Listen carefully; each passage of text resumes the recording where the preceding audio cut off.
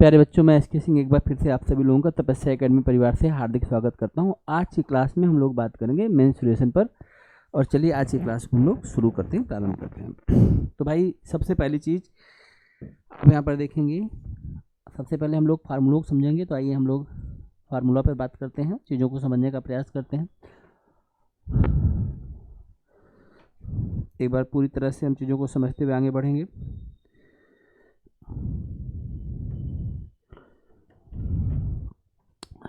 सबसे पहले चीज़ हम देखेंगे ट्रायंगल के बारे में, और हम बात कर रहे हैं टू डायमेंशन फिगर के बारे में।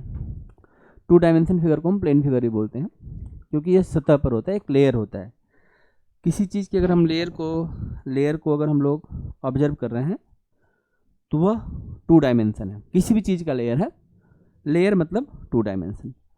तो सबसे पहला जो आकृति में पढ़ना है वो ट्रायंगल के बारे में पढ़ना है। ट्रायंगल की जो बेसिक प्रॉपर्टीज ये होती है, पहली प्रॉपर्टी जो आपने पढ़ी होगी अब तक, कि ट्रायंगल के तीनों एंगल का सम कितना होता है, 180 डिग्री होता है। करेक्ट हमेशा होगा। कोई सा भी ट्रायंगल आप बना देंगे तो हमेशा जो है उसका एंगल जो होता है वह कितना होता है। हमेशा कोई भी ट्रायंगल आप बनाएंगे तो उस ट्रायंगल का जो तीनों एंगल होता है, वो तीनों एंगल का जो सम होता है वह कितना होता है, 180 डिग्री। अब में से कोई बच्चा मुझे बता सकता है कि ट्रायंगल के तीनों एंगल का सम हमेशा और हमेशा 180 डिग्री क्यों होता है? अब में से अगर कोई बच्चा मुझे बताए कि अगर हम यहाँ पर एक ट्रायंगल बना दें, आप कभी ये सोचे हैं कि ट्रायंगल का जो एंगल होता है, जो ट्रायंगल है, इस ट्रायंगल के तीनों एंगल अगर हम इसका नाम ए दे दें, और बचपन से आप लोग पढ़ते आए हैं ट्रायंगल की पहली प्रॉपर्टी आप यही पढ़ते हैं कि भाई एंगल ए और प्लस एंगल बी और प्लस एंगल सी, इन तीनों एंगल का सम कितना होता है, 180 डिग्री होता है। क्यों होता है 180 डिग्री? 150 हो जाता है, 190 हो जाता है, 200 हो जाता है, 180 डिग्री क्यों होता है बताइए? 180 डिग्री क्यों होता है? कभी सोचा है आप लोगों ने कि ट्रायंगल के तीनों एंगल का सम 180 डिग्री क्यों हो जाता है? सोचिए और बताइए। यहाँ पर एक दो पैरेलल लाइन मैंने ड्रॉ कर दी है, जिससे आपको थोड़ा सोचने में मदद मिलेगा। इस दोनों पैरेलल लाइन के बीच में हमने एक ट्रायंगल का जिक्र किया हुआ है, और इस ट्रायंगल का नाम है ABC। आपको बस ये बताना है कि तीनों एंगल का सम जो है 180 डिग्री क्यों है। चलो हम इस बात की शुरुआत बड़ी छोटी बात से करते हैं। हम कहते हैं कि ठीक है, अगर हम कोई लाइन ड्रॉ करते हैं और लाइन पर जो एंगल बनता है वो कितना डिग्री होता है, ये तो सबको पता है ना, लाइन पर 180 होता है। और एक पॉइंट पर एंगल कितना होता है बताओ, ये पॉइंट पर एंगल कितना होता है, 360 डिग्री होता है। ये सब तो आपको पता है, लेकिन जब हम ये पूछ रहे हैं कि ट्रायंगल के तीनों एंगल का सम 180 डिग्री कितना है, तो आप में से किसी को इस बारे में जानकारी नहीं है, और प्रॉपर्टी जो हम यूज ही करते हैं। आइए इस बात को समझाता हूँ। अगर मैं कहूँ कि ये तीनों एंगल एक लाइन पे है, इन तीनों एंगल का सम कितना हो जाएगा, 180 डिग्री। ये तो आप मान रहे हैं। अच्छा चलिए मैं ऐसा करता हूँ, इस एंगल का नाम दे देता हूँ। इसको बोलता हूँ एंगल 1, मतलब एंगल 1 यहाँ से यहाँ तक है। इसको बोलता हूँ एंगल 2, और इसको बोलता हूँ एंगल 3। अगर मैं कहीं भी angle 1 plus angle 2 plus angle 3 कर दूँ तो इसकी वैल्यू 180 डिग्री हो जाएगी। अब जरा देखिए, आपने पढ़ा होगा कि अगर कोई भी पैरेलल लाइन को अगर कोई लाइन काटती है तो ये जो इसके अल्टरनेट एंगल होते हैं आपस में क्या होते हैं, इक्वल होते हैं। ऐसा पढ़ा है आप लोगों ने ये वाली प्रॉपर्टी कि अल्टरनेट एंगल इक्वल होते हैं। तो मैं कह रहा हूँ कि अगर ये एंगल 1 है तो ये वाला एंगल के बारे में आप क्या कहना चाहेंगे, इसकी वैल्यू 1 के बराबर होगी कि 2 की 3 के बराबर होगी? तो 1 के बराबर इसको मोल लिख सकते हैं। ये बात समझ में आ रहा है, क्योंकि एक तिरछी लाइन होगी, ये दोनों पैरेलल लाइन होगी। इसी तरह से अगर मैं इस एंगल के बारे में बोलूँ तो ये वाला एंगल किस एंगल के बराबर होगा, सोचिए भाई। ये पैरेलल लाइन ये काट रही है तो ये एंगल 3 के बराबर हो जाएगी। अब इस ट्रायंगल के पास कौन से तीनों एंगल हैं, एंगल 1 है, एंगल 2 है और एंगल 3 है ना, तीनों। और अभी हमने क्या पढ़ा कि एंगल 1, अभी हमने क्या पढ़ा, angle 1 plus angle 2 plus angle 3 and that is equal to कितना हमने पढ़ा बताइए, 180 डिग्री पढ़ा था कि नहीं पढ़ा था? और इस ट्रायंगल के पास वही तीनों एंगल हैं, हमेशा ही रहेंगे। आप कैसा भी ट्रायंगल बनाएंगे तीनों एंगल वही रहेंगे। इसीलिए ट्रायंगल के तीनों एंगल का सम, क्योंकि इसके बाद देखो 1 भी है, 2 पहले से ही कॉमन था, और ये वाला 3 हो गया। और ऐसा क्यों हुआ, क्योंकि ये पैरेलल की प्रॉपर्टीज हो गई। अगर कोई भी पैरेलल लाइन को कोई भी लाइन काटती है तो उसके जो अल्टरनेट एंगल होते हैं वो आपस में क्या होते हैं, इक्वल होते हैं। तो इस तरह से इसको एंगल 1 का फायदा यहाँ मिलेगा और 3 का यहाँ मिलेगा। 2 पहले से इसके पास था, तो एंगल ए 2 के बराबर, एंगल बी 1 के बराबर, एंगल सी 3 के बराबर। इसलिए किसी भी ट्राइंगल का, दुनिया में आप कोई भी ट्राइंगल बना दें या 3 लाइन किधर से भी एक दूसरे को इंटरसेक्ट करेगी तो तीनों एंगल का सम कितना हो जाएगा, 180 डिग्री। ये पहली और बेसिक प्रॉपर्टीज है। ट्राइंगल की दूसरी बेसिक प्रॉपर्टीज आपने ये पढ़ी थी। सेकेंड चीज़ आपने ये पढ़ा था कि हम लोग वापस आते हैं एक बार, आइए देखते हैं। तो ट्राइंगल को समझने के लिए सबसे पहली बात, अगर हम ट्राइंगल को समझते हैं तो हमने ये देखा कि ट्राइंगल का जो हम नाम रखते हैं, जैसे हमने यहाँ पर देखो ए पॉइंट रखा है तो ए के सामने स्मॉल ए लिखा होगा, ये प्रेजेंटेशन का तरीका होता है। अगर हमने बी रखा तो कैपिटल बी एंगल है लेकिन स्मॉल बी क्या है, उसका साइड है। कैपिटल सी क्या है, एंगल है, लेकिन उसके सामने जो स्मॉल सी क्या है, उसका साइड है। और ये वाली चीज़ की क्या है, हाइट। देखो हाइट क्या होता है, हाइट कहीं पर भी आप पता कर सकते हैं, किसी भी पॉइंट से कहीं भी हाइट पता करिए। हाइट क्या होता है, परपेंडिकुलर दूरी होती है। तो जब भी आप इस पर हाइट, इस ट्राइंगल का हाइट पता करेंगे तो सबसे इसका टॉप मोस्ट बिंदु क्या है, बी है। बी से तो ऊंचा बिंदु इसके पास कोई नहीं है, तो बी ही हाइट को बनाएगा। और इस पर 90 डिग्री डाल करके यहाँ से जब हम डाल रहे हैं, इसको हम लोग एच बोलते हैं। तो किसी भी ट्राइंगल के पास हमेशा हाइट होगा, किसी भी ट्राइंगल के पास हमेशा 3 साइड होंगे, किसी भी ट्राइंगल के पास हमेशा 3 एंगल होगा, जिन एंगल का सम हमेशा क्या होगा, 180 डिग्री होगा। और एक और प्रॉपर्टी जो हम लोग पढ़े थे इसमें कि sum of the 2 side always greater than equal to third side. अब इस बात को थोड़ा सा हम लोग और चाहें तो समझ सकते हैं। अब जरा सा आप एक चीज़ देखिएगा, मैं आपसे ये बात बोल दूँ कि अगर मैं आपसे बोलता हूँ, ध्यान से आपको इस बात को समझना पड़ेगा कि हमने एक ट्राइंगल बनाया और इस ट्राइंगल के हम 3 साइड के बारे में कंसीडर करें, 3 साइड के बारे में कंसीडर करते हैं। और मान लीजिए इस साइड का नाम ए है, ये बी है और ये सी है। हम ये कहते हैं कि जब भी हम 2 साइड को सम करेंगे तो वो तीसरे के क्या हो जाएगा, बड़ी हो जाएगा।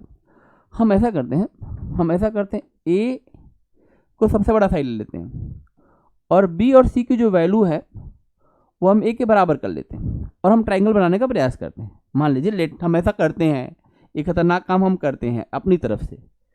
मान लो इसको मान लेते हैं कि 10 सेंटीमीटर है, ठीक, एक समय के लिए। और मान लेते हैं कि ये वाला जो है 6 सेंटीमीटर का और ये 4 सेंटीमीटर का है, 6 और 4 10 होगा। तो अगर आप कहेंगे कि सर ये वाली साइड अगर आपने 10 रखी है, ए की वैल्यू आपने 10 रखी है और मान लीजिए बी की वैल्यू आप करें 6 सेंटीमीटर है और ये वैल्यू 4 सेंटीमीटर है, तो ट्राइंगल बन तो गया, क्या दिक्कत है, ट्राइंगल में बन गया ना 6 4। लेकिन अब जरा इस बात को ठीक समझते हैं और इसको हम पूरा अच्छे से इस बात को समझने का प्रयास करते हैं। अगर मैं इसको 10 खींचूंगा तो 10 होना भी तो चाहिए। 10 देखो बनाता हूँ, कहाँ से 10 होगा, ये देखो 1 2 3 4 5 6 7 8 9, थोड़ा सा इसको और हल्का सा बड़ा कर लेते हैं, और हो गया मेरे 10, करेक्ट। 10 में से आपने इधर से लिया 4, तो अगर मैं 4 लूँगा भाई तो 1 2 3 4 ये वाला होगा। तो यहाँ से यहाँ तक की जो दूरी होगी, यहाँ से यहाँ तक की जो दूरी होगी ये 4 होगी, करेक्ट। और अगर मैं 4 पे एक सर्कल बनाना चाहूँ तो मुझे लगता है मेरा सर्कल जो है कुछ यहाँ से कुछ इस तरह से आएगा, करेक्ट है। और अगर मैं 6 से कोई सर्कल बनाना चाहूँगा, इधर मैं 6 ले लेता हूँ, 5 और 1 6, और अगर 6 से मैं सर्कल बनाना चाहूँगा तो इसकी वैल्यू कुछ इस तरह से आएगी। तो अगर आप मान लीजिए कह रहे हैं कि हम इस पॉइंट से इस पॉइंट को मिला देते हैं, ये 6 होगा ना भाई, ये 6 होगा इधर, और इस पॉइंट से आप इसको कहीं मिलाइए इस वाले को, ये कितना होगा, 4 होगा। क्या आपस में मिलेंगे, मिलेंगे नहीं। क्यों नहीं मिलेंगे, क्योंकि ये भाई साहब इधर से यहाँ तक कहीं भी जा सकते इधर, और ये भाई साहब इधर से इधर कहीं भी जा सकते, इनका मिलना होगा कहाँ पर, यहीं पर।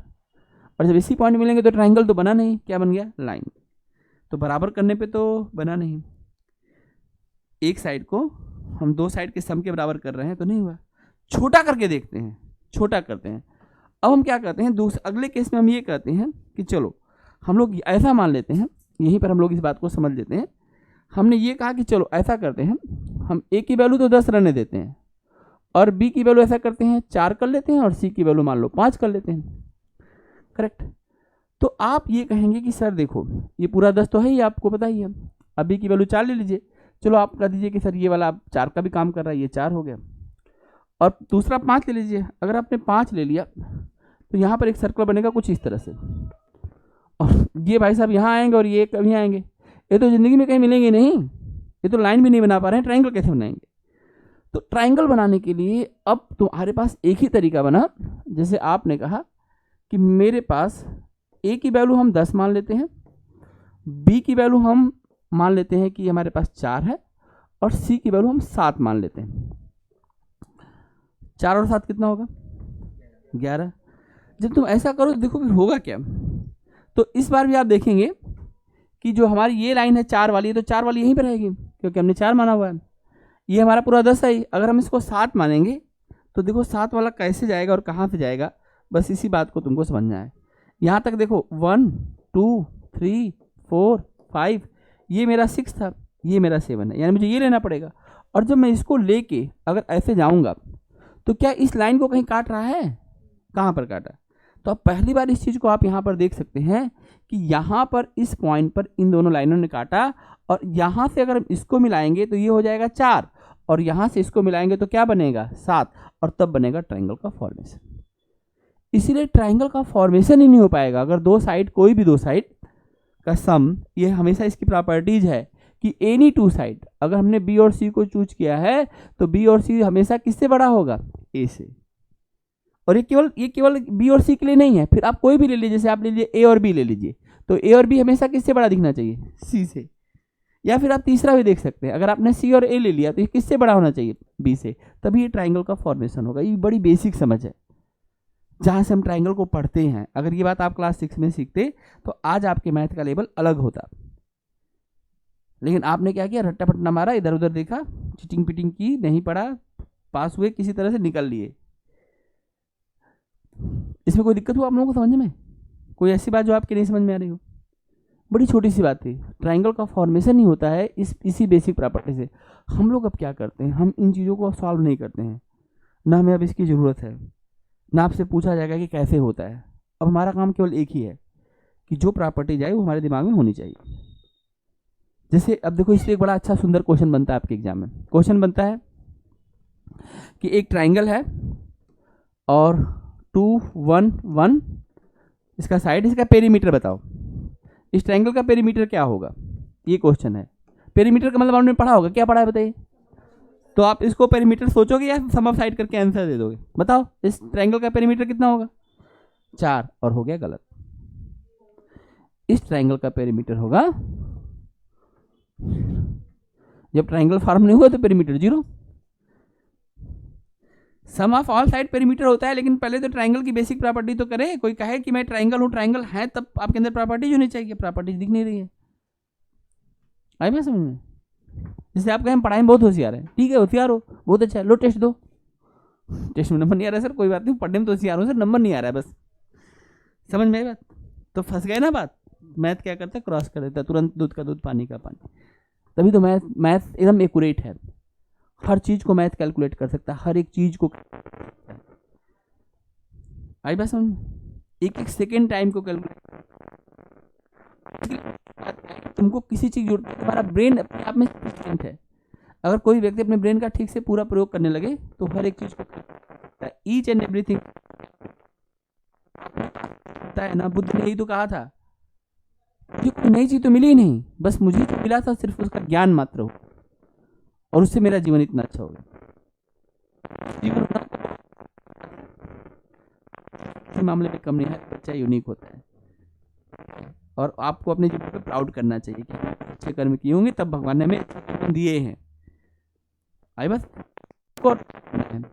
पढ़िए, ठीक है। इंसान की सबसे बड़ी पहचान है होमोसेपियंस। जब पहला जो बंदर था होमोसेपियंस, और वो जब मनुष्य बना था, अभी भी आपको पता है, जान के हैरान हो जाएंगे, अभी भी जो होमोसेपियंस बंदर हैं वो भी अभी मनुष्य में कन्वर्ट हो रहे हैं।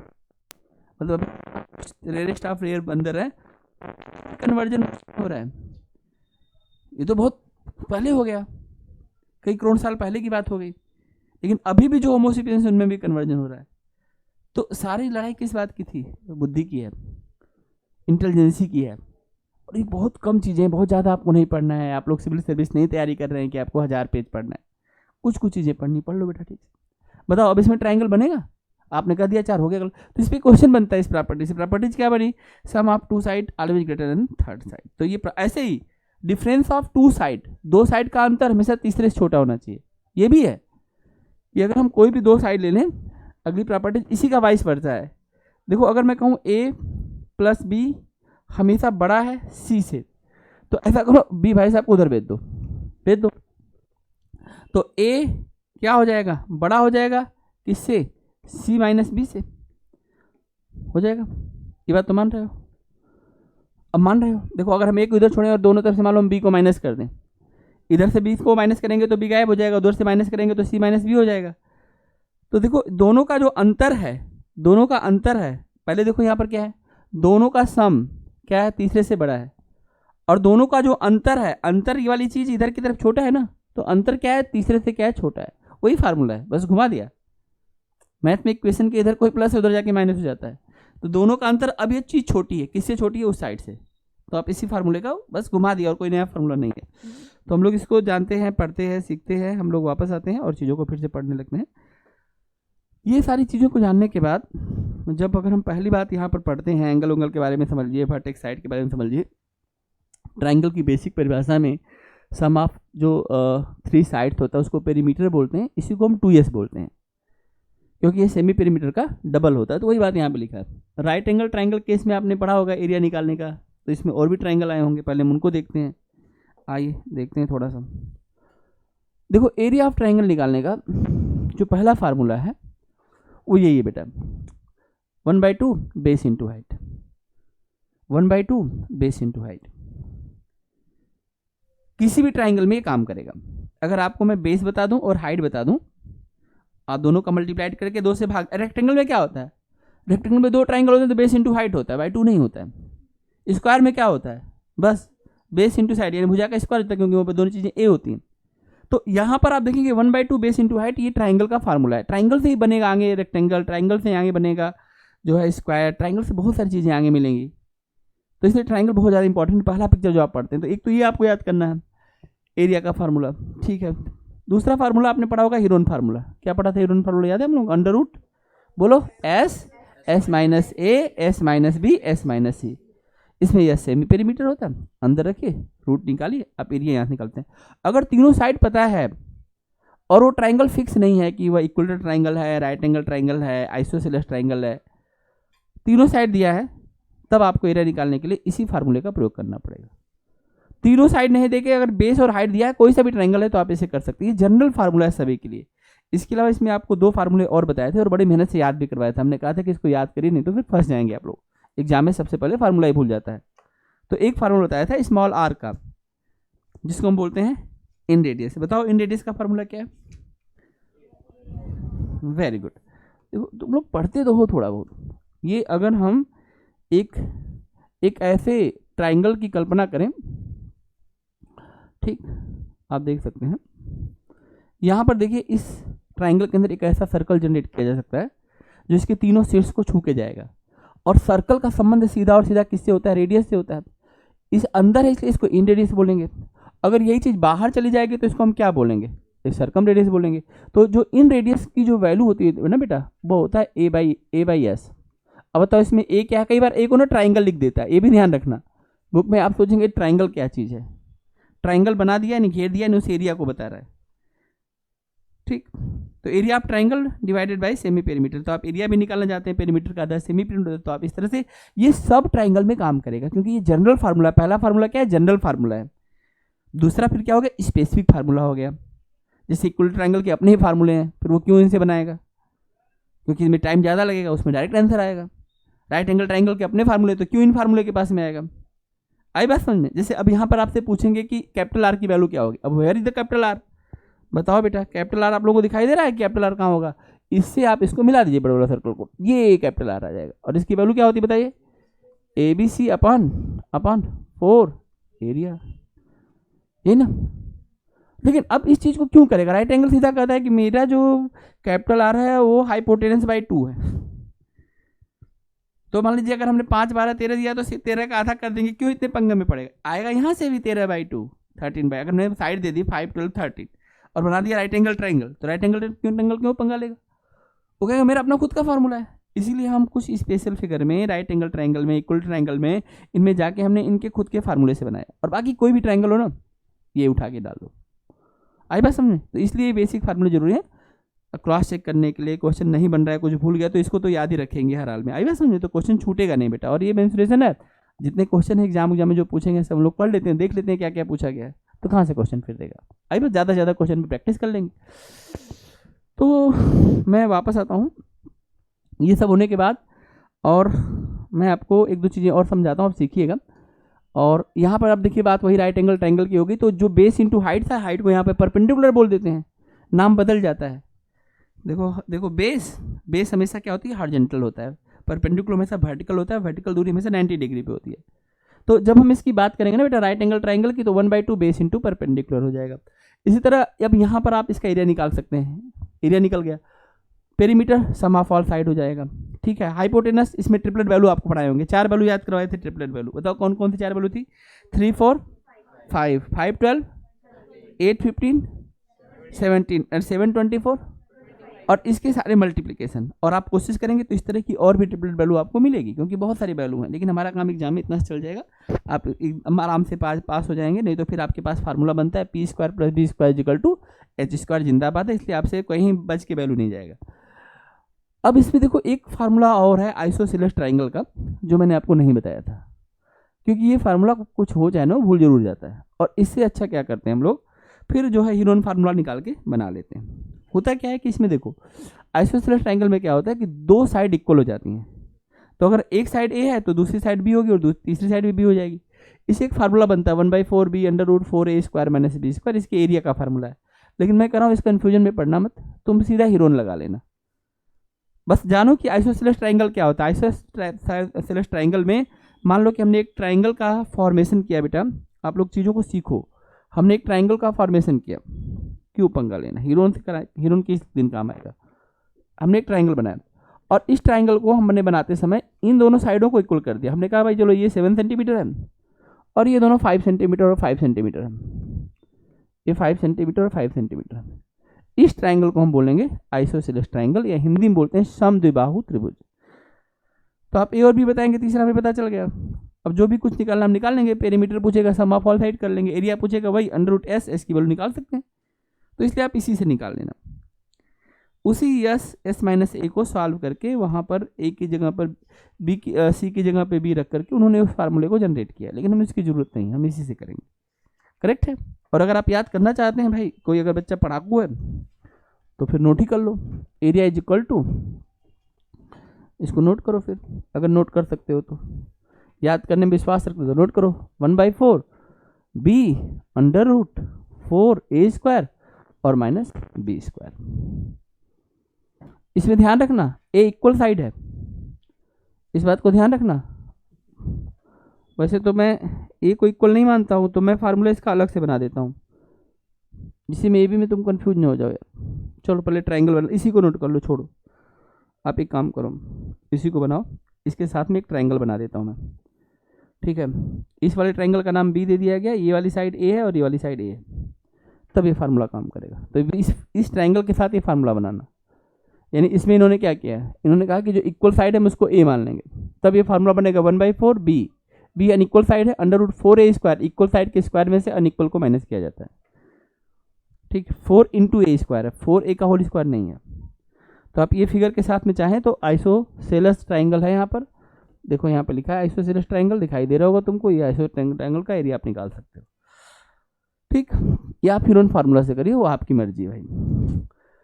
इसके बाद आगे चलते हैं। इक्वल ट्राइंगल बहुत ज़्यादा इंपॉर्टेंट है। इसकी तीनों साइड इक्वल होती हैं, ईच एंगल 60 डिग्री का होता है, ठीक। सबसे पहला फार्मूला हम इसमें पढ़ते हैं इसके हाइट का, ठीक है। और हाइट का फार्मूला, पेरीमीटर आपको याद ही होगा, 3a हो जाएगा। सेमी पेरीमीटर 3a/2 यानी 1.5a हो जाएगा। एरिया आपने पढ़ा होगा, √3/4a² हो जाएगा। ये सब आपने पढ़ा था। हाइट क्या होगा, √3/2 × a, ये याद रखना है, ठीक। और इस पर फिर हम दो चीज़ और पढ़ते हैं, इन रेडियस और सर्कम रेडियस। अब याद रखो, जो भी हाइट निकाले हो ना, उसी का 1/3 क्या है, इन रेडियस है, और उसी का 2/3 सर्कम रेडियस है। कैपिटल आर की वैल्यू स्मॉल आर से डबल है। अगर कैपिटल आर 1 सेंटीमीटर है तो कैपिटल आर अगर 1 सेंटीमीटर, तो स्मॉल आर आधा सेंटीमीटर हो जाएगा। स्मॉल आर 1 सेंटीमीटर है तो कैपिटल आर 2 सेंटीमीटर हो जाएगा, हाइट 3 सेंटीमीटर की हो जाएगी। आई बस ये इसके सेंट्रॉइड पर होता है। और इस इक्विलेटरल ट्रायंगल की बड़ी खास बात होती है, क्योंकि इसका सेंटर पॉइंट मिल जाता है, एकदम सेंटर पॉइंट फिक्स जगह पे है। इनके मीडियन को मिलाओ, इनके परपेंडिकुलर बाइसेक्टर को मिलाओ, एंगुलर बाइसेक्टर को मिलाओ, सब एक ही जगह पर काटते हैं, and that is called the centroid. वो सेंट्रॉइड पे इसको काट देते हैं, समझ में। तो सेंट्रॉइड जो पॉइंट होता है जिससे एक तरफ स्मॉल और कैप दूसरी तरफ क्या हो जाता है? आप इस चीज़ को कभी मत बोलिए। इक्विलेटरल ट्रायंगल ने अपनी ये प्रॉपर्टी दिखा के सबको हैरान कर रखा है। बाकी सब ट्रायंगल सोच रहे हैं यार, अरे यार हमारे अंदर ऐसा क्यों नहीं होता है। इक्वल ट्रायंगल के लिए पहली बात क्या हुआ, इसकी तीनों साइड क्या हुई, इक्वल हुई। इस इक्वल होने से केवल यही फायदा नहीं मिला, इस इक्वल होने का फायदा यहाँ भी तुमको देखने को मिलेगा। दिखाता हूँ। ये देखो, ये एक पॉइंट मिला। ठीक इसी पे मैं तुमको बता रहा था कि किसी भी चीज़ को एक पॉइंट पे रोका जा सकता है। अगर हम उस पॉइंट का पता कर लें तो सुई की नोक पे भी उसको रोक सकते हैं, चाहे कितनी भी बड़ी चीज़ है उसको हम वहाँ पे रोक सकते हैं, उस पॉइंट पे बैलेंस कर सकते हैं।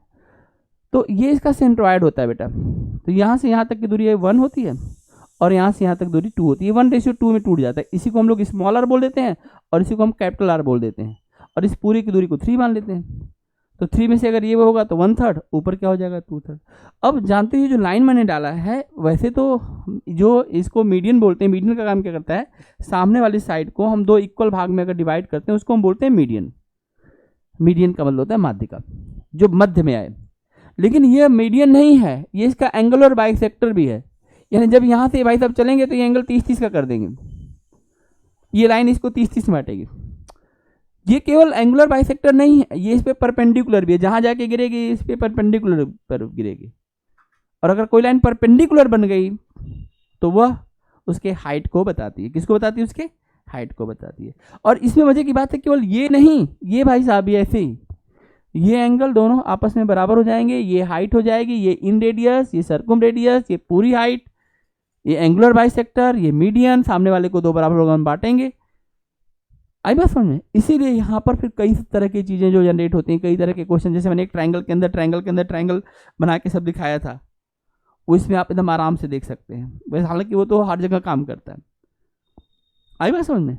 लेकिन यहाँ से चीज़ें बड़ी क्लियर हुई। तो इक्वल ट्रायंगल ने हमारी बड़ी मदद की और हम ट्रायंगल को समझ चुके हैं। इसके फार्मूले तुमने पढ़ लिया। इसके बाद तुम्हें एक चीज़ और पढ़ना था जो तुम पढ़ोगे, और उसको अब देखो।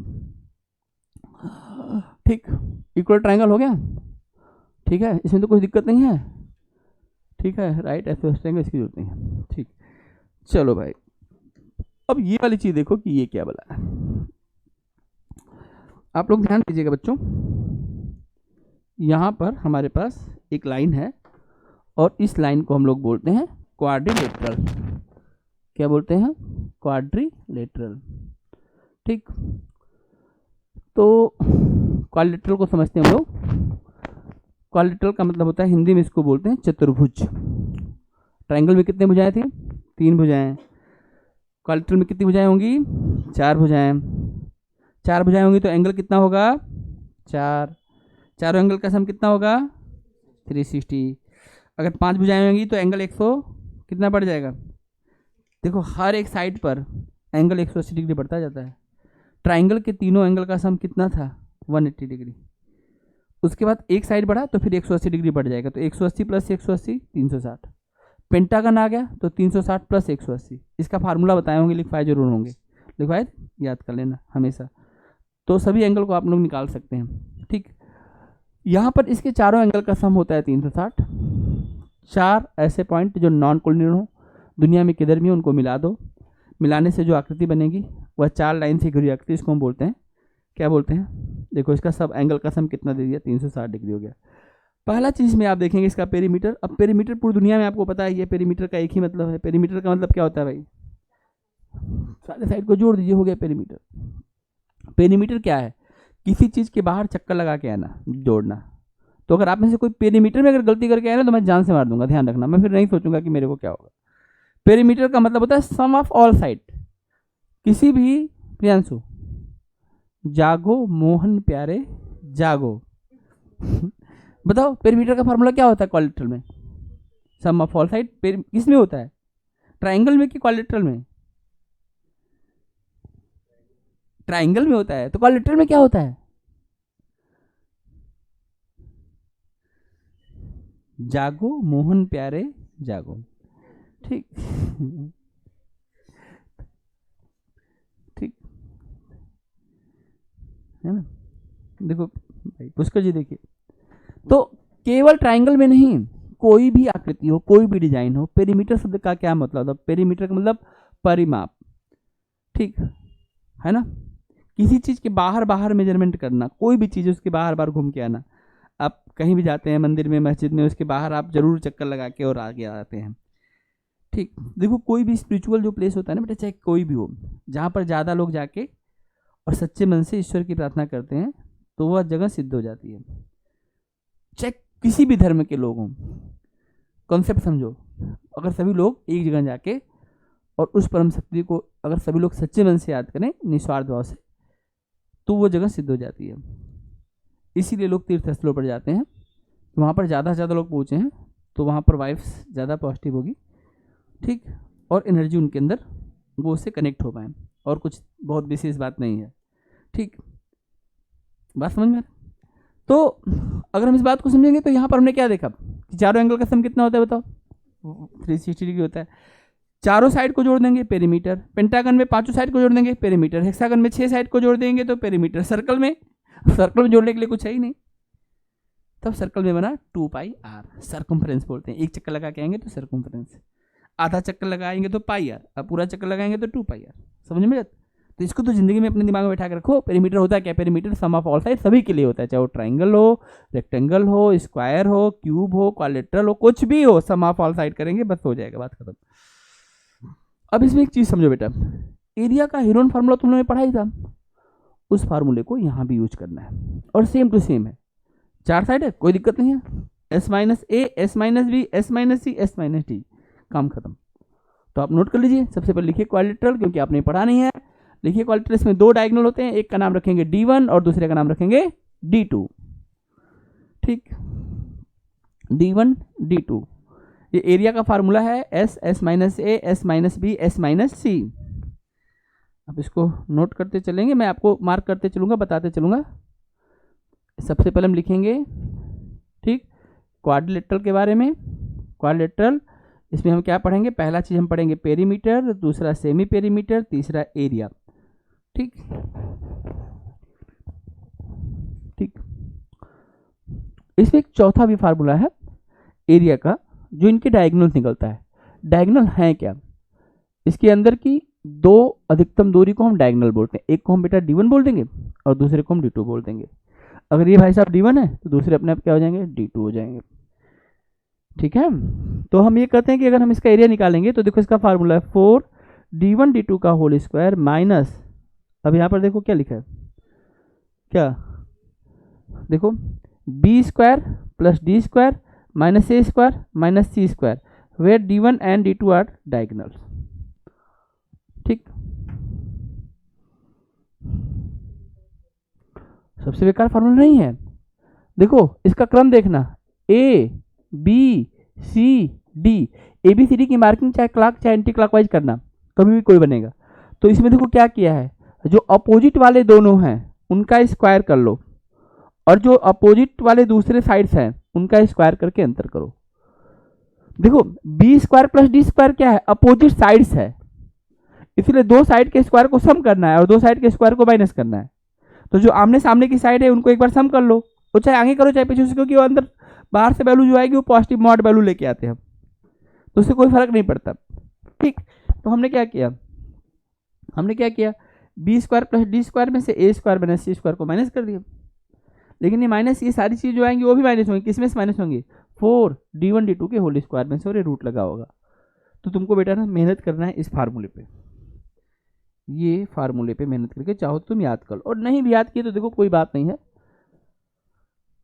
फिर हमारे पास तरीका होता है, हम अंडर रूट एस माइनस ए से निकाल लेंगे, या ट्राइंगल को दो भागों में बांट देंगे, सॉरी क्वाड्रिलेटरल को दो भागों में बांट देंगे, दो ट्राइंगल में डिवाइड कर देंगे, पहले ट्राइंगल और दूसरे ट्राइंगल का निकाल के हम बता सकते हैं, ठीक।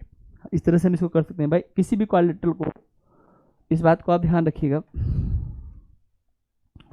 हमारे पास कहीं भी किधर भी एक क्वाड्रिलेटरल है, ठीक है, और अभी आपने इसके एरिया का एक फार्मूला लिखा, बताइए क्या फार्मूला था?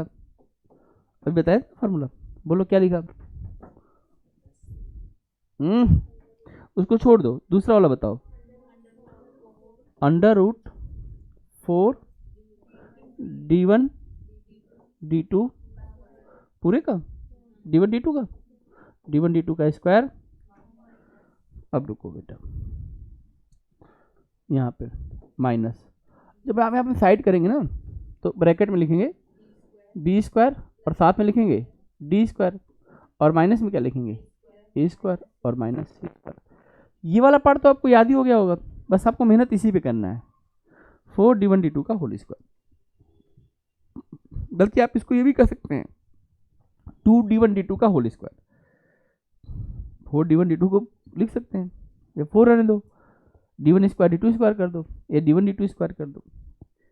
इसका एरिया यहीं पर छुपा है, इसमें से इन दोनों के स्क्वायर का अंतर और माइनस हो जाता है, इससे हम डायरेक्ट इसके एरिया को निकालते हैं।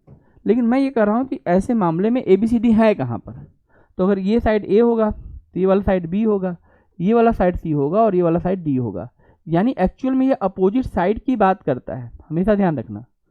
इसलिए हम कभी भी ट्राइंगल में या क्वाड्रिलेटरल में जब हम किसी चीज़ को रखते हैं, नाम देते हैं, तो नाम देने का बड़ा ध्यान रखना पड़ता है। अरे समझे, एक क्रम में चलेंगे, चाहे आप क्लॉकवाइज चलिए चाहे एंटी क्लॉकवाइज, उससे कोई फर्क नहीं पड़ता। लेकिन आपको क्रम में ऐसा नहीं करेंगे A इधर लिख दिया B इधर लिख दिया, ओके गड़बड़, A फिर B फिर इधर नहीं, A B आप इधर घूमे तो इधर घूम के आइए, समझ, इधर चलिए ABCD ऐसे रखिए, कोई दिक्कत नहीं। लेकिन हम इसके बाद की बात बता रहे थे आपको, और हम ये कह रहे थे बेटा कि अगर मान लीजिए हमारे पास कोई भी क्वाड्रिलेटरल बनता है, तो हम इस क्वाड्रिलेटरल को अगर हम यहाँ पे एक लाइन ड्रॉ कर दें तो ये किस में डिवाइड हो गया, दो ट्राइंगल में, ठीक। तो कई बार क्या होगा कि हमें अगर डायगोनल पता होगा और साइड पता होगा तो हम इसको दो ट्राइंगल का एरिया निकाल के ऐड भी कर सकते हैं। अभी बात समझे, दो ट्राइंगल में आप आराम से बांट सकते हैं। इसके दो डायगोनल होते हैं, पहले ट्राइंगल को हम लोग D1 बोलते हैं और दूसरे को हम डायगोनल को D2 बोलते हैं। तो ये एक फार्मूला आपको थोड़ा सा मेहनत करके याद करना पड़ेगा, बाकी सब आपको याद है, पहले हमने याद करवा दिया है, तो आप मना नहीं कर सकते। बात को थोड़ा सा और आगे बढ़ाते हैं। इसके बाद हम लोग यहाँ तक पढ़ चुके थे, तो हम लोग अगले पेज की तरफ बढ़ते हैं, नेक्स्ट पेज की तरफ बढ़ते हैं। ये सब आपने कर लिया भैया, समझ लिए, तो कुछ पढ़ लिया आप लोगों ने। तो कौन सा, वो तो होगा ही, वो तो एक फार्मूला तो आपको याद हो गया ना, वो तो काम करेगा ही करेगा।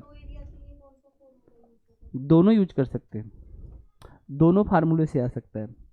अगर केवल आपको चारों साइड पता है तो आप हीरोन से ही जा सकते हैं, लेकिन चारों साइड के अलावा अगर डायगोनल दिया है तो हम नीचे वाले फार्मूले से करेंगे, उसमें हमारा टाइम बचता है। केवल टाइम, खाली जानते हो ये 15-20 सेकंड का गेम है, इस 15-20 सेकंड को निकालने के लिए आपको ये बस एक चीज़ और याद करनी पड़ेगी, under root S S minus A S minus B S minus C S minus D। यहाँ पे 4-5 वैल्यू देख रहे हैं, लेकिन यहाँ पे क्या है, बस कुछ है नहीं। Under root 4 D1 square D2 square का लोग, और माइनस क्या करना है, अपोजिट साइड के स्क्वायर के डिफरेंस का अंतर। तो बहुत फास्ट होता है ये सब चीज़ें, आई बस समझ में, उसको माइनस कर देंगे। तो ये दोनों चीज़ें होती हैं, वो आप जो चीज़ आपको देखो फार्मूला कोई कैसे लगेगा, जैसे ट्राइंगल का एक फार्मूला हमने पढ़ा था, बेस इंटू हाइट से एरिया निकल जाएगा। लेकिन अगर तीनों साइड दे दे तो आपको बेस साइड तो दिया नहीं, तो आपकी मजबूरी है आप हीरोन से जाएंगे। लेकिन उसी ट्राइंगल को बोल दिया इक्वल ट्राइंगल है, तो बस कोई जरूरत नहीं है, फिर हमें किसी फार्मूले में फिर हम उसको लिखेंगे √3/4 इंटू A स्क्वायर। तो वो क्वेश्चन से आपको एक्शन लेना है कि कौन सा क्वेश्चन दिया है और क्या इन्फॉर्मेशन दिया है, तो उसके हिसाब से फार्मूला चूज करेंगे, करेक्ट है। तो क्वाड्रिलेटरल के हमारे पास एरिया निकालने कितने फार्मूले आ गए, दो फार्मूले, और तीसरी बात कॉन्सेप्चुअल एक बात आ गई कि हम इसको दो ट्राइंगल में डिवाइड करके हम इसका एरिया निकाल सकते हैं। अलावा इस हीरोन जैसा फार्मूला हमारे पास एक तो याद ही रहेगा, और एक फार्मूला हमने याद किया 4d1 d2 का होल स्क्वायर माइनस क्या B square plus D square minus C square minus A square. बात खत्म हो गया, कर लिया सवाल। अब देखो आगे चलो, इसके बाद जब हम लोग चलते हैं तो आपने पढ़ा था रेक्टेंगल के बारे में, रेक्टेंगल आप लोग पढ़ चुके हैं, ठीक है, और अच्छे से पढ़ा आप लोगों ने। आइए मैं मिलवाता हूँ आपसे रेक्टेंगल वाइज साहब कहाँ है, ये रहे रेक्टेंगल, आप देखिए, ठीक है।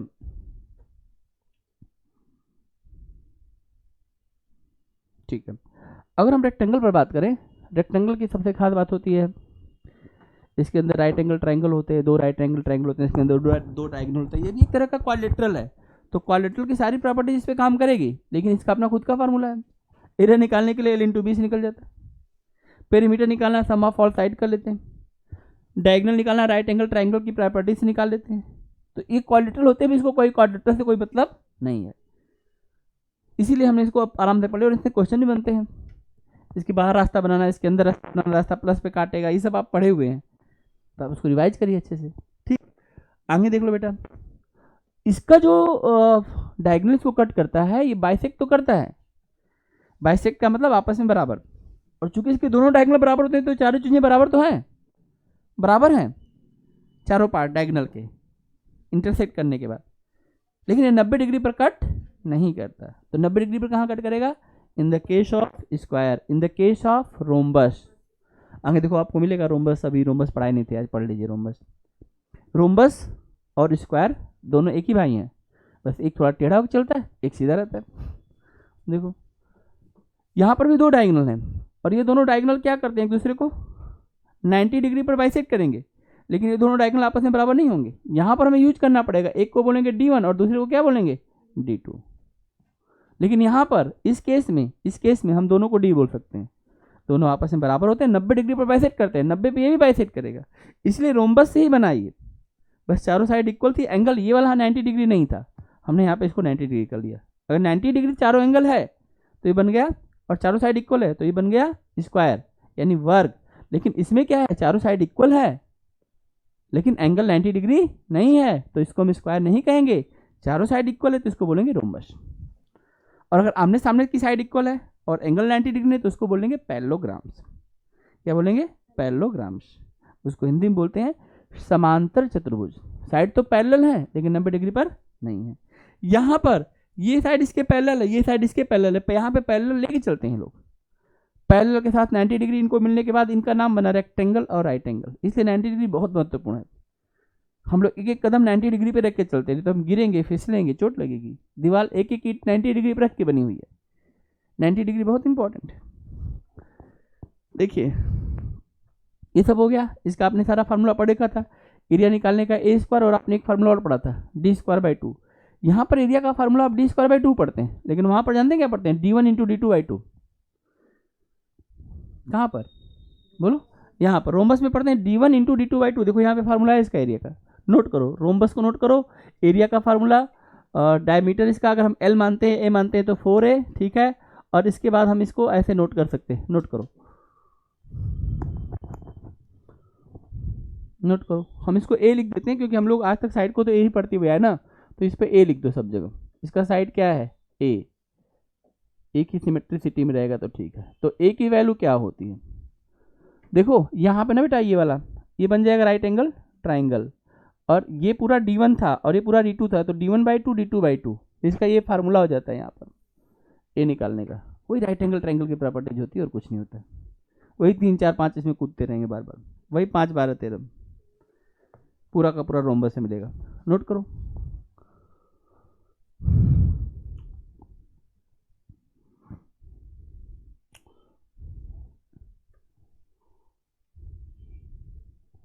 पहला फार्मूला A = 1/2 D1 D2, दूसरा फार्मूला पेरीमीटर का 4A, तीसरा फार्मूला साइड निकाल सकते हैं इसकी 1/2 √D1² + D2²।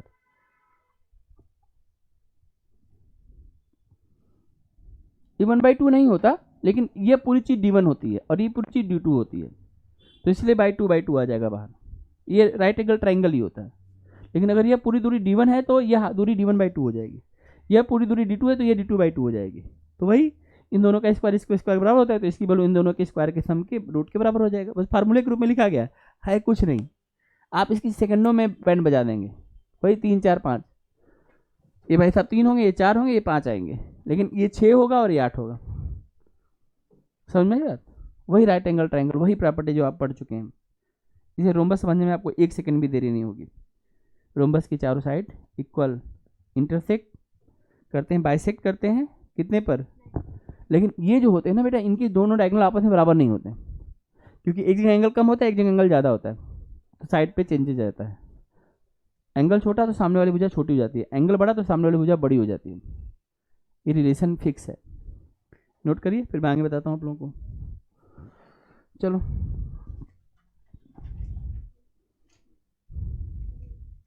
नोट कर लिया, तो आगे बढ़ूँ। चलो एक चीज़ और देखो, इसमें ये एक आकृति देखो, महान आकृति है, इसका नाम है टेप्रेजियम। हिंदी में बोलते हैं गाजी जी, इसको बोलते हैं समलंब। समलंब, इसमें 2 भुजाएं होती हैं। नीचे वाली भुजा का नाम हम लोग रखते हैं बच्चों A, नीचे वाली भुजा का नाम रखते हैं A, और ऊपर वाली भुजा का नाम रखेंगे B।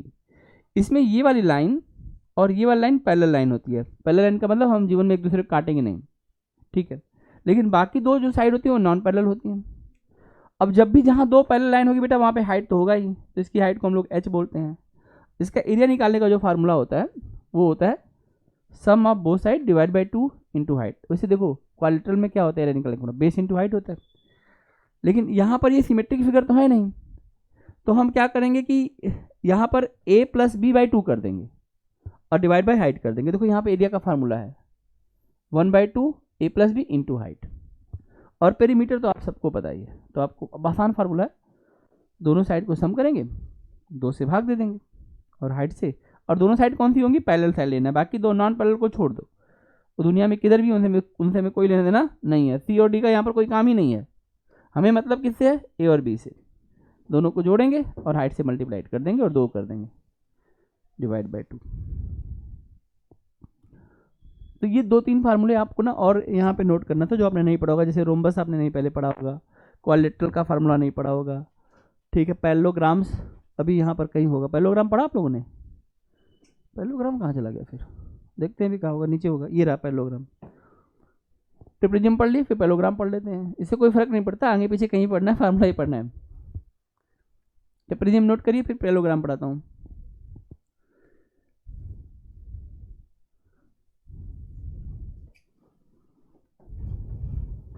चलो बेटा, और इसमें देखो कुछ तीर बहुत नहीं मारना है, फार्मूला याद करो, जिसको फार्मूला याद है वो पूरा जो है तबाही मचा देगा।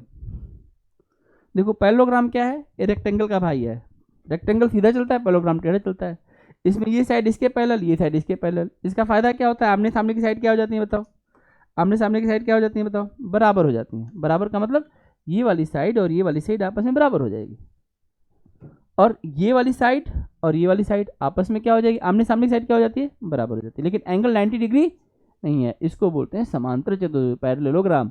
ये आप सेफ देख सकते हैं। अब इसका एरिया निकालने के लिए अब यहाँ पर बाई 2 नहीं करना है, base into height, L into H, L into H, right angle में ही एच बी के बराबर हो जाता है, तो इसका एरिया निकाल सकते हैं। बाकी क्वाड्रिलेटरल का कॉन्सेप्ट सब जगह काम करेगा, जो क्वाड्रिलेटरल में हमने पढ़ा है फार्मूला, वो सब जगह जहाँ भी कोई चीज़ 4 साइड से गिरेगी, चाहे वो रेक्टेंगल हो, स्क्वायर हो, पैरेललोग्राम्स हो, कुछ भी हो, उसका बेसिक फार्मूला है। लेकिन हम उतना फिर वेट नहीं करेंगे, हम डायरेक्ट खोजेंगे, इसका बेस हाइट दिया है, मल्टीप्लाइड करेंगे, एरिया निकल गया। आई बात समझ में। और perimeter sum of all side, 2 बार एल आएगा, 2 बार बी आएगा, एक को एल बोल देते हैं, एक को बी बोल देते हैं, ऐसा हम रेक्टेंगल भी बोलते थे। तो रेक्टेंगल के भैया हैं ये, नोट कर लीजिए इनको आप लोग।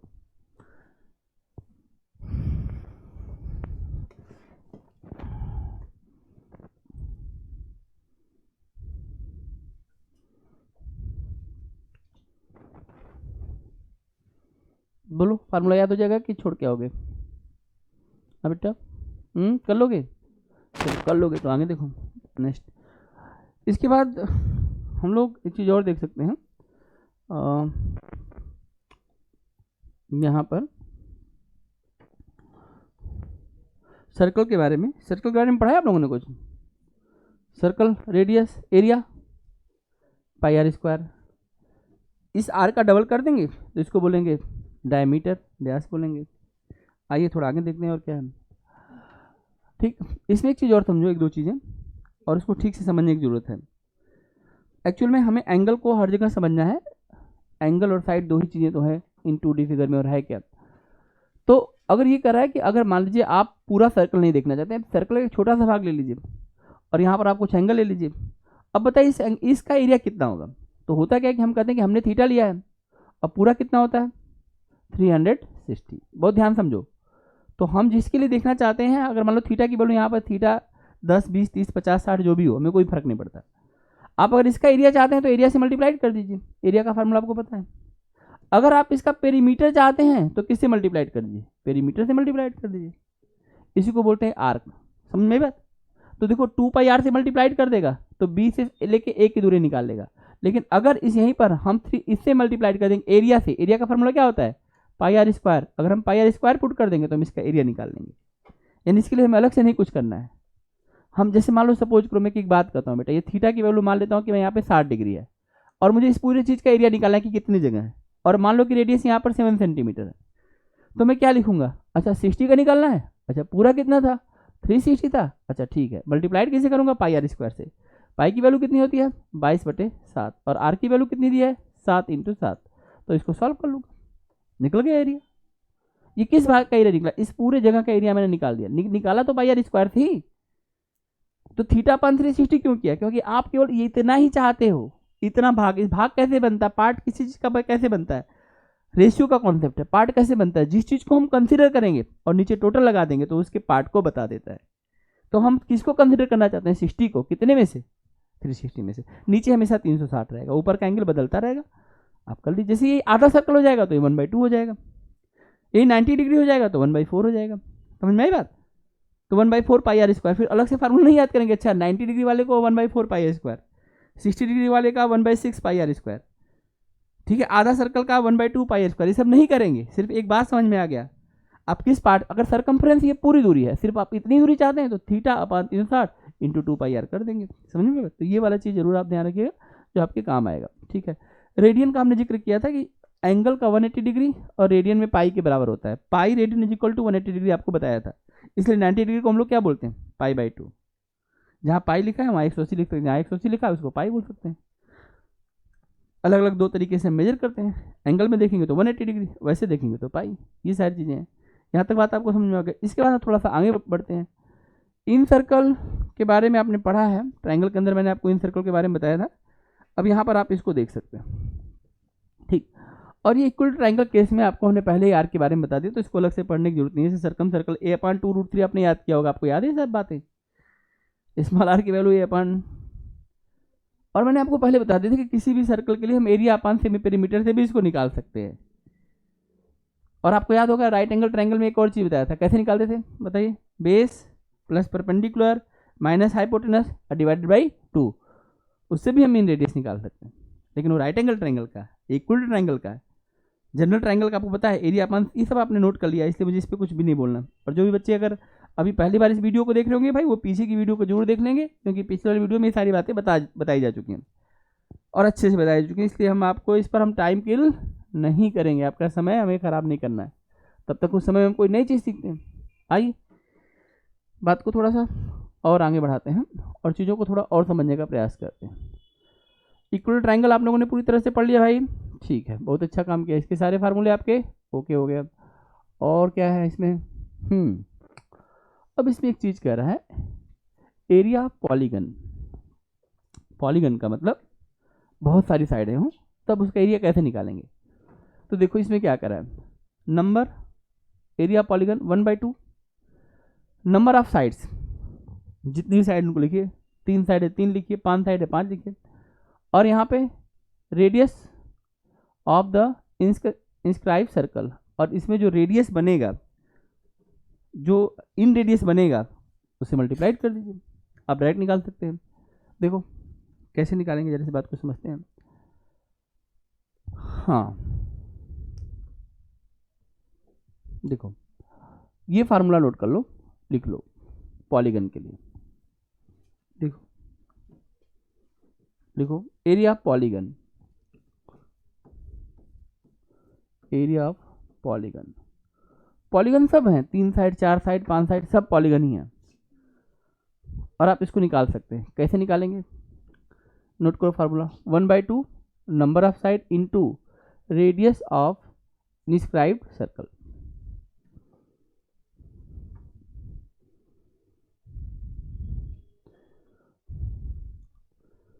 जैसे इस बात को समझने के लिए हम लोग एक छोटा सा काम कर सकते हैं, अगर आप चाहें तो। जैसे मान लो मैंने एक ट्रायंगल बना दिया बेटा, ठीक, और यहाँ पे मैंने एक सर्कल ड्रॉ कर दिया, ठीक है, एक सर्कल ड्रॉ कर दिया। इस सर्कल का रेडियस आप बता सकते हैं। आपने कहा सर इसका रेडियस पता हमें, कितना होता है बताओ? अगर ये वैल्यू ए है, ये वैल्यू ए है, ये सारी साइड ए है, तो इस स्मॉल आर की वैल्यू कितनी होती है? इक्वल ट्रायंगल में स्मॉल आर की वैल्यू कितनी होती है? a/2√3 होता है ना भाई। ये इसके इन रेडियस का फार्मूला है। तो अगर आप इसका एरिया निकालना चाहते थे तो आपके पास कई तरीके हैं। एक तो है √3/4 इंटू ए स्क्वायर, एक आपके पास है बेस इंटू हाइट बाई 2, जो आप पहले से जानते हैं। मतलब अगर मैं पूछूं कि इसका एरिया कितना है, तो आप मुझसे ये कह सकते हो कि सर इसका जो एरिया है ना वो √3/4 इंटू ए स्क्वायर होता है। एक तो आपके पास ये ज्ञान है, दूसरा ज्ञान आपके पास में और है एरिया निकालने का। आप कहेंगे बेस इंटू क्या? हाइट हाइट और डिवाइडेड बाई क्या होता है 2 होता है। अब मैं पूछूंगा इसका बेस कितना है तो आप कहेंगे a है। मैं पूछूंगा हाइट कितना है, बताओ हाइट कितना होता है, बोलो। अभी बताए थे height. Height of the equal triangle क्या होता है,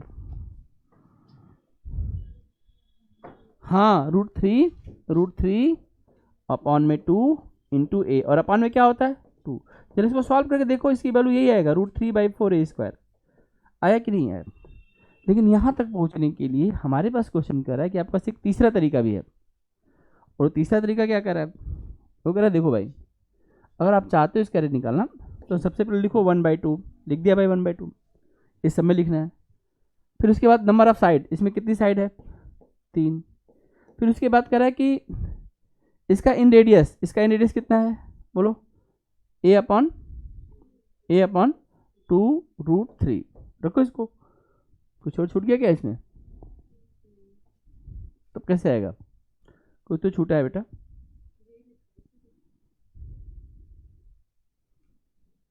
तो ठीक है,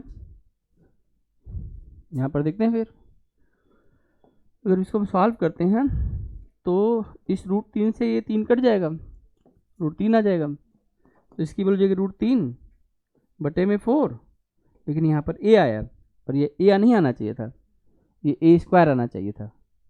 अच्छा ठीक है, 3 इंटू साइड यहाँ पे लिख लो 3 है। अब ठीक है, ये आ गया ठीक।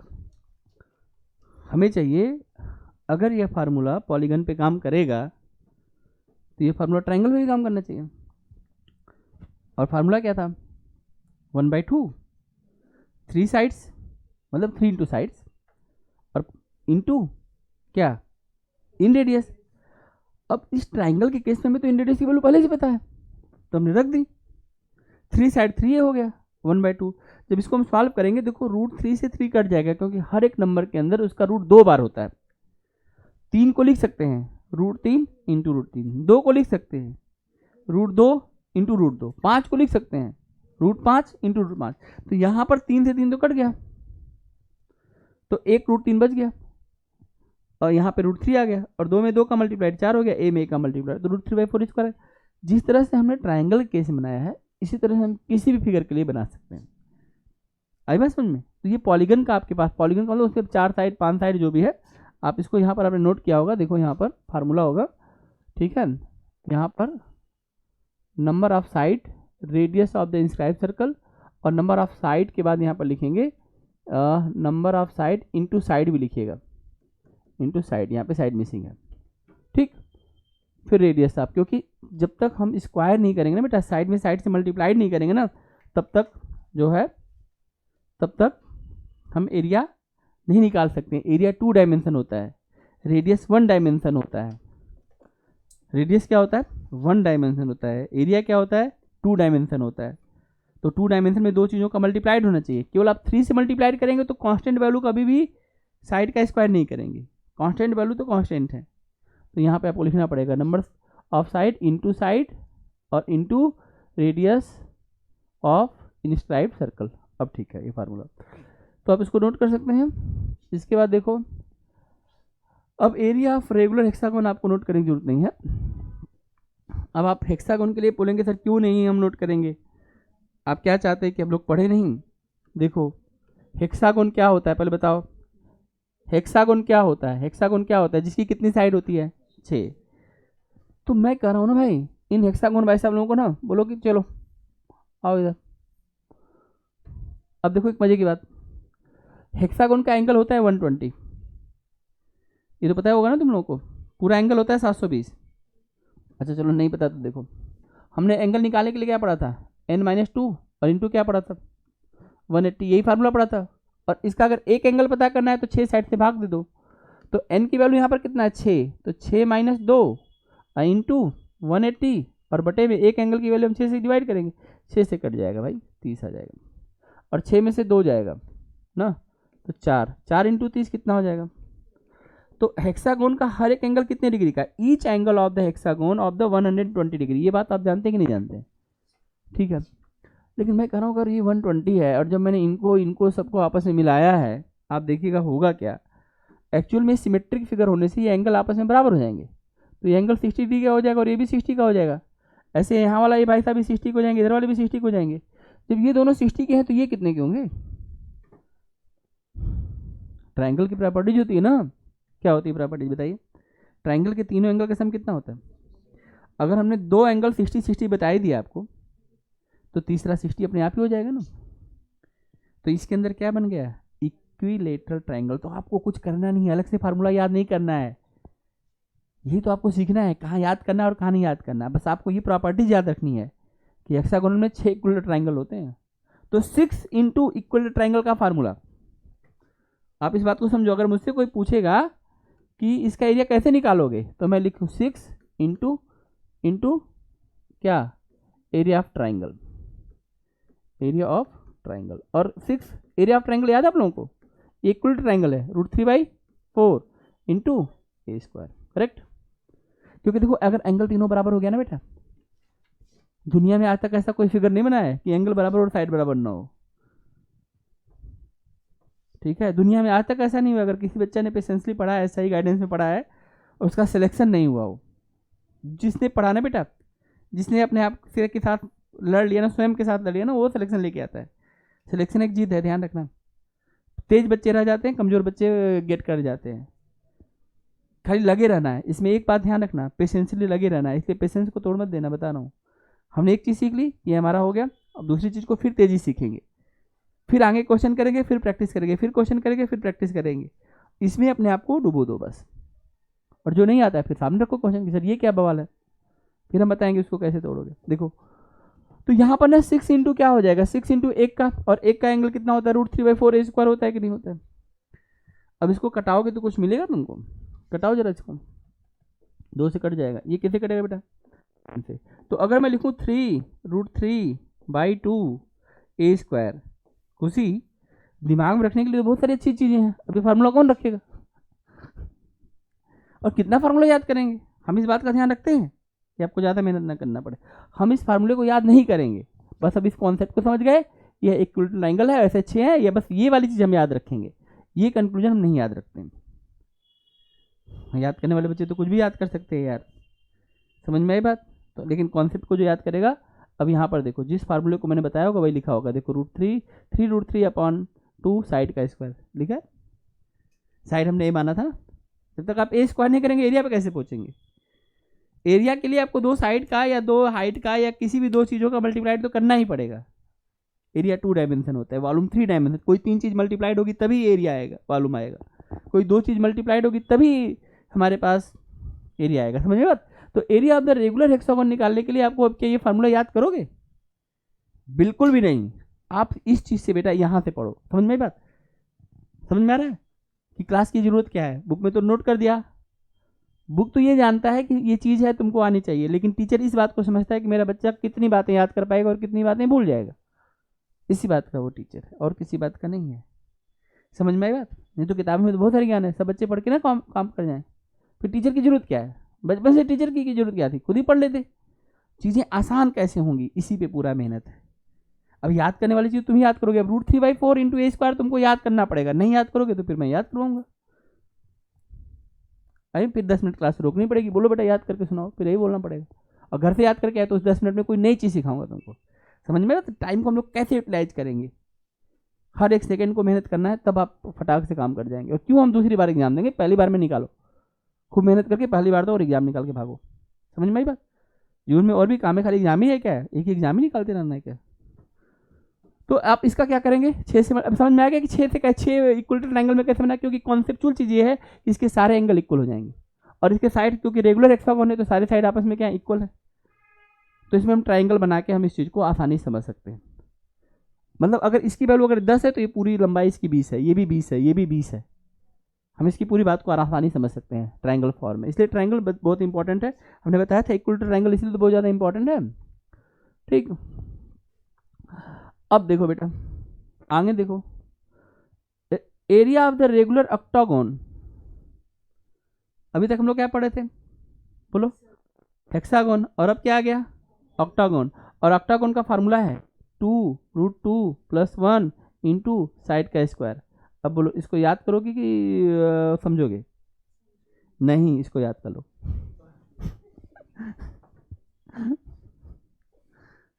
नोट करो, area of regular octagon, area of regular octagon. Note करो 2 in the bracket √2+1 into side का स्क्वायर। ये आगे की वैल्यू सॉल्व करने के बाद 4.828 आती है। देखो ऑक्टागन है तो 8 8 याद भी रहेगा, 4.828, ठीक है, 4.828 याद रहेगा। ऑक्टागन है तो याद रहेगा 8, 8 to 8 आपको 8 to 8 आपको याद करने में दिक्कत नहीं होगी, तो आसानी से याद हो जाएगा। इंटू साइड का स्क्वायर। एरिया क्या होता है? साइड का स्क्वायर तो सब जगह ही होगा, तो बस आपको 4.828 ही तो याद करना है, इसमें आफत क्या है? और अगर थोड़ा बुद्धिमान है तो वो याद करिए 2 + √2+1, क्योंकि वैल्यू ऐसी दी जाएगी जो उसमें कुछ कटेगी पीटेगी, कुछ इस तरह की चीजें होंगी। तो आप ये दोनों चीजें याद करिए, 2 in the bracket √2+1 into side. Octagon क्या होगा? 8 साइड होंगी, सारी साइडें एक ही होंगी, ठीक है। रेगुलर ऑक्टागन का मतलब सारी साइडें 8 है। फार्मूला क्या बना बताओ? क्या बना? 2 + √2+1 का क्या? इंटू साइड का स्क्वायर, ठीक है। तो आज आप लोगों को इतना सारा फार्मूला बता दिए। आप लोग क्या करेंगे? इन सारे फार्मूले को याद करिए। कल अगली क्लास में हम लोग क्या करेंगे? इन सारे फार्मूले से रिलेटेड हम लोग क्वेश्चन को फिर से आगे पढ़ेंगे। आई बात समझ? मेंसुरेशन का आप 2D पहले कंप्लीट करेंगे, उसके बाद तब हम लोग 3D और उसके फार्मूले को देखेंगे, उसके क्वेश्चन को कंप्लीट करेंगे। तो आज के लिए इतना ही, मिलते हैं अगली क्लास में। बहुत बहुत धन्यवाद, थैंक यू सो मच।